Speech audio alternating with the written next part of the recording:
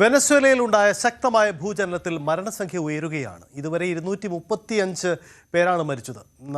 4300-ലേറെ പേർക്ക് പരിക്ക് പറ്റിയിട്ടുണ്ട്.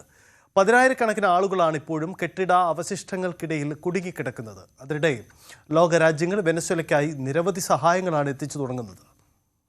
നന്ദന രാജൻ ചേരുന്നുണ്ട്. നന്ദന, വളരെ പ്രധാനപ്പെട്ടതാണ് വെനസ്വേലയുടെ അവസ്ഥ. നമുക്കറിയാം, അങ്ങേയറ്റം ഭരണത്തരത്തിൽ അസ്ഥിരതയുള്ള രാജ്യമാണ്. അവിടെയാണ് ഇത്തരമൊരു പ്രകൃതി ദുരന്തം അവർക്ക് നേരിടേണ്ടി വന്നത്.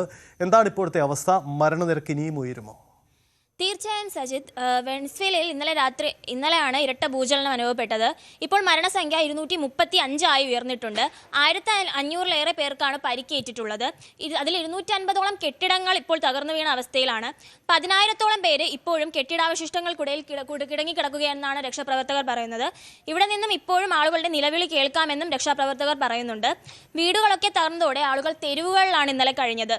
കാരക്കാസിൽ തകർന്ന കെട്ടിടാവശിഷ്ടങ്ങളിൽ നിന്നും 21 പേരെ രക്ഷിച്ചു. 11 മൃതദേഹങ്ങളും ഇവിടെ നിന്നും കണ്ടെടുത്തിട്ടുണ്ട്. US ജിയോളജിക്കൽ സർവേ പ്രകാരം ആദ്യ ഭൂചലനം 7.2 തീവ്രതയിലും രണ്ടാമത്തേത് 7.5 തീവ്രതയുമാണ് രേഖപ്പെടുത്തിയിട്ടുള്ളത്. ഈ ഭൂകമ്പത്തിന്റെ ആഘാതം വെനസ്വേലൻ അതിർത്തിയും കടന്ന് ആമസോൺ മേഖലകളിൽ വരെ അനുഭവപ്പെട്ടു.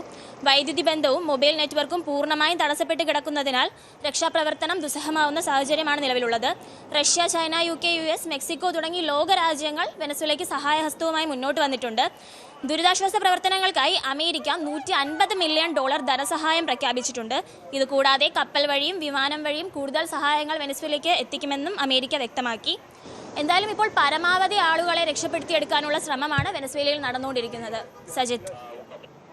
അതാണ് സാഹചര്യം. കേഴുന്ന വെനസ്വേലയ്ക്ക് ലോകരാജ്യങ്ങളുടെ സഹായം എത്തുകയാണ്. America, India, China, Germany, Spain അടക്കമുള്ള എല്ലാ ലോകരാജ്യങ്ങളും സഹായങ്ങൾ നൽകുകയാണ്. അതീവ ശക്തമായ 2 ഭൂചലനങ്ങളാണ് ഇന്നലെ ആ രാജ്യത്തെ തകർത്തെറിയുന്നത്.